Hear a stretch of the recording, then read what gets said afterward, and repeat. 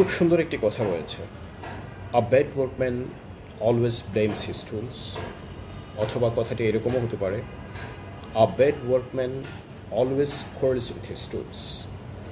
অর্থাৎ যে ব্যক্তিটি কাজ করতে চান না, যে মানুষটি কাজ করতে চান না, সে সব সময় তার আশপাশের এনভায়রনমেন্টটাকে সে ব্লেম করবে। এনভায়রনমেন্ট সম্পর্কে তার একটা এক্সকিউজ থাকবে।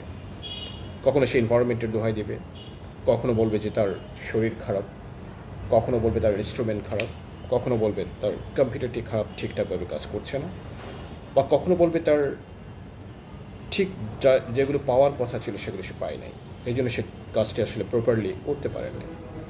বাট বেসিক্যালি সে হচ্ছে আসলে কাজটি করতে ইন্টারেস্টেড না, বা সে একটা bad workman, not good workman. যারা কাজ করতে পছন্দ করে, যারা কাজের লোক, যারা কাজ করতে চায়, কাজ করতে ইন্টারেস্টেড, তারা আশপাশের এনভায়রনমেন্ট, টুলস কিংবা ইকুইপমেন্ট যাই থাকুক না কেন, তার হাতে যেগুলো আছে সেগুলোর বিষয়ে সে কিন্তু কখনো ব্লেম করবে না, সে কাজটি করেই দিবে।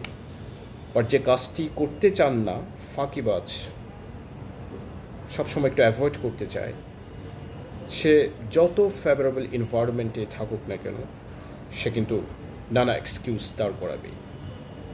সাধারণত একটা কথা আছে আমাদের, যে আমাদের হাত হচ্ছে তিনটা, বাম হাত, ডান হাত, অজুহাত।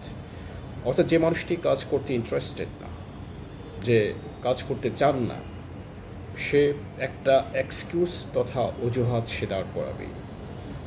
তো আসলে আমরা এই মানুষগুলো চিনি, এবং অনেক সময় কাজ করতে ইন্টারেস্টেড না হলে এই একটা এক্সকিউজ নিয়ে এসে, যে আজকে ওয়েদার খারাপ, আজকে বৃষ্টি, আজকে শরীর প্রচণ্ড খারাপ, সর্দি লাগছে, বা আমার কম্পিউটারটা ঠিকভাবে কাজ করছে না, বা আমার স্টাফটা আসে নাই, নানা ধরনের এক্সকিউজ কিন্তু তার থাকবেই। অর্থাৎ সে কাজটিকে অ্যাভয়েড করার জন্যেই এই নানা এক্সকিউজগুলো সে দাঁড় করাবে। এই জন্যে কিন্তু এটা আসলে মানুষের একটা কমন নেচার, এবং মানুষ এই জন্যেই এই প্রবাদটি আসলে চলে আসছে ট্রেডিশনালি, যে a bad workman always blames his tools, or a bad workman always